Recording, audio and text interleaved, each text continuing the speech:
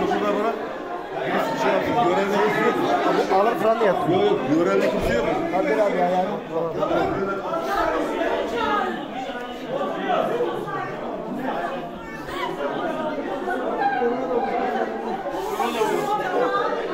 Bir şey verin, bağlayacak hiç mi yok ya?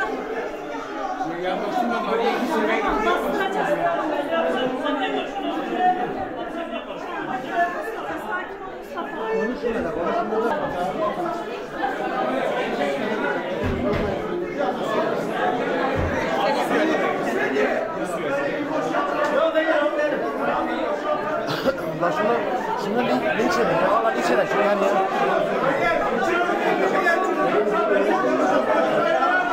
Abi şunu linç edin ya valla ya.